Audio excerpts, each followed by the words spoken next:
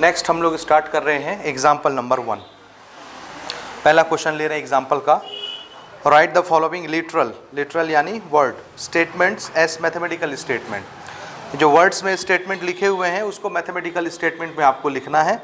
और पहला स्टेटमेंट है हमारा, commutative property is not satisfied while doing subtraction of integer. Integer के नंबर्स लेकर के, इंटीजर्स लेकर के अगर हम सब्ट्रैक्शन करें और उसके कम्यूटेटिव लॉ अप्लाई करें, ठीक है ना, तो सब्ट्रैक्शन के लिए ये रूल वैलिड नहीं होता। ये हमको प्रूव करके दिखाना है, या ये वर्ड में आपको लिखा हुआ है स्टेटमेंट, इसको मैथमेटिकल स्टेटमेंट में लिख करके दिखाना है। तो इंटीजर क्या होते हैं? कोई भी नंबर, पॉजिटिव, नेगेटिव, जीरो, सारे नंबर्स क्या कहलाते हैं? इंटीजर्स कहलाते हैं। समझ आया? अच्छा, अब हमको ये दिखाना है कि कम्यूटेटिव लॉ वैलिड नहीं होता। किसके लिए? दो इंटीजर के सब्ट्रैक्शन के लिए, जब हम उसका कम्यूटेटिव पार्ट करते हैं। तो what is meaning of commutative? बहुत आसान है। कम्यूटेटिव ऐसे समझिए, कम्यूट करना। अब कहोगे कम्यूट करना क्या है? बात वही हो गई, ठीक है। कम्यूट करना मतलब इस एग्जांपल से समझिए, आपने एक नंबर से दूसरे नंबर को घटाया, एक रिजल्ट आया, फिर आपने इस नंबर से इस नंबर को घटाया, एक रिजल्ट आया। ये होता है कम्यूट करना, अदला बदला करना। कम्यूट करना मतलब अदला बदला करना। बात समझे? कम्यूट करना। सबसे पहले हमने दो इंटीजर लिए, जैसे आपके एग्जांपल में बना रहा है वही हम भी मार्क कर ले रहे हैं। Suppose a and b both are integer, so both belongs to integer. Integer के लिए याद रखिएगा हम लोग i भी यूज करते हैं और z भी यूज करते हैं। पुराने ज़माने में जो पुस्तकें चलती थी ज़्यादातर z यूज़ किया जाता था इंटीजर के लिए, ठीक है ना। So a and b both are the number belongs to integer. Integer मतलब प्लस वाला भी हो सकता है, माइनस वाला भी हो सकता है, जीरो भी हो सकता है। तो a और b कैसे भी नंबर हो सकते हैं, पॉजिटिव, नेगेटिव, जीरो, ठीक है ना। ठीक है। सो फॉर ऑल इंटीजर क्या होगा? अगर मैं a माइनस b करूं, इस नंबर से इस नंबर का सब्ट्रैक्शन करूं, घटाऊं, तो जो रिजल्ट आएगा क्या वही रिजल्ट b माइनस a करने से भी आएगा? जैसे फॉर एग्जांपल a मान लेते हैं एक नंबर है -3, सपोज b मान लेते हैं एक नंबर है 2। दो इंटीजर हो सकते हैं ना, नेगेटिव पॉजिटिव कोई भी हो सकते हैं। तो मैंने किया a माइनस b, तो मैंने क्या किया? -3 -2, तो रिजल्ट कितना आया? -5। This is result. इसको हमने कम्यूट किया। कम्यूट करना मतलब इंटरचेंज करना, अदल बदल देना। बात समझे? तो अब हम कर रहे हैं b माइनस a। b कितना है? 2, और ये फॉर्मूले का माइनस, और a कितना है? -3। तो ये माइनस माइनस प्लस हो गया, और ये कैसा आया? +5। क्या दोनों रिजल्ट सेम है? नहीं है। इसलिए सब्ट्रैक्शन के केस में कम्यूट करने से रिजल्ट बदल जाता है। बदल जाता है मतलब ये वैलिड नहीं है, दोनों बराबर नहीं होंगे। So this is does not equal to, और यही आपका क्वेश्चन ही कह रहा था, ठीक है ना। ये दोनों आपस में बराबर नहीं होते। Commutative property is not satisfied while doing subtraction of integer. तो दिख रहा है कम्यूटेटिव प्रॉपर्टी सेटिस्फाइड नहीं हो रही। ये है कम्यूटेटिव प्रॉपर्टी, एक दूसरे को बदल देना तो रिजल्ट भी चेंज हो जाता है, एक जैसा रिजल्ट नहीं आता।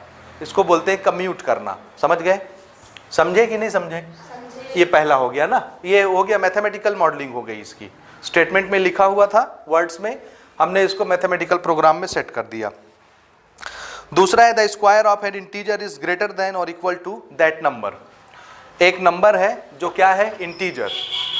तो देखिए सेकंड फॉर्मेट ना, सपोज एक नंबर है which is x which is belong to integer. x belongs to integer. ये एक नंबर होगा इंटीजर, प्लस माइनस नेगेटिव कुछ भी, समझ रहे? प्लस माइनस जीरो कुछ भी हो सकता है ये। सो किसी भी इंटीजर के लिए, for all integer this is valid. क्या वैलिड? कि एक इंटीजर का स्क्वायर करिए, इसकी वैल्यू हमेशा इससे बड़ी आएगी, अपने ही उसी नंबर से बड़ी आएगी। किसी भी इंटीजर का स्क्वायर करके देखिए, यही बोल रहा है क्वेश्चन ना। देखिए the square of integer is greater than और इक्वल टू, ग्रेटर देन और equal to that number, same number. एक इंटीजर लीजिए, जैसे मैंने बोला इंटीजर ले लो -3, है इंटीजर की नहीं? तो इंटीजर की वैल्यू कितनी है? -3। अगर मैं इसका स्क्वायर करूं तो ये x से बड़ा होना चाहिए, कितना है -3 का स्क्वायर 9, ये x कितना था -3, x का स्क्वायर कितना आया 9, तो x का स्क्वायर x से बड़ा है कि नहीं, बड़ा है। कभी बराबर नहीं आएगा, बराबर आ भी सकता है अगर आप 1 लेंगे इंटीजर को तो बराबर भी हो सकता है और बड़ा हो सकता है, छोटा कभी नहीं होगा। किसी भी नंबर का स्क्वायर करिए वो अपने ही नंबर से छोटा नहीं बन सकता स्क्वायर करने से, समझ आया। So this condition is true for every value of integer. समझ रहे हैं, ये आ रहा है समझ में कि नहीं आ रहा है। कोई दूसरा नंबर सोच के देखिए, 0 इंटीजर है कि नहीं है, तो हमने इसको कितना लिया 0, 0 का स्क्वायर करिए कितना आया 0, 0 बराबर, एटलीस्ट बराबर तो होंगे ना दोनों, एक नंबर का स्क्वायर और वो नंबर आपस में बराबर हो सकते हैं जब आप क्या लेंगे 0 या 1, 1 लेके देखिए, x को 1 लिए, 1 का स्क्वायर कितना आया, तो 1 = 1, ये कंडीशन तो फुलफिल हो रही है ना, लेकिन लेस देन कभी नहीं आएगा, समझ रहे हैं। इसलिए हर इंटीजर के लिए ये ट्रू है। This is mathematical modelling. हो गया ना, इसको नोट करिए और इसके बाद का एक छोटा सा ट्राई दिस देखिए, उसके बाद एक्सरसाइज स्टार्ट करते हैं, ठीक है। नेक्स्ट क्वेश्चन हम लोग लेते हैं ट्राई दिस। इसमें एक ही क्वेश्चन है, उसमें 3 पार्ट हैं, देखिए ना। Right mathematical statement for the following. अभी जो एग्जांपल में आपने किया, स्टेटमेंट आपको देगा, आपको उसको मैथमेटिकल स्टेटमेंट में लिखना है, मैथमेटिकल मॉडलिंग करनी है। पहला question, on multiplying an integer by 1, एक इंटीजर को 1 से मल्टीप्लाई करेंगे, we will get the same integer. ये तो ट्रू है, ठीक है ना। क्वेश्चन नंबर 1, एक integer, late us suppose a is, so a belongs to integer, so for all integer, if a integer is multiplied by 1 we will get the same integer। आएगा, किसी भी नंबर को 1 से मल्टीप्लाई करिए, ये number चाहे plus हो, minus हो, 0 हो, 0 होगा तो मल्टीप्लाई होके यही नंबर आएगा ना 0, तो सब के लिए ये कंडीशन क्या है, वैलिड। ये समझ आया आपको, सोच ले रहे हो। -2 × 1 कितना आया -2, यहाँ वही नंबर आएगा जो इंटीजर खुद होगा। हो गई मैथमेटिकल मॉडलिंग, हो गई ना। दूसरा प्रश्न, the sum of 2 sides of a triangle is greater than the third side. एक ट्राइंगल में 2 साइड का सम हमेशा तीसरे साइड से बड़ा होता है। Let us suppose A, B, C are sides of a triangle.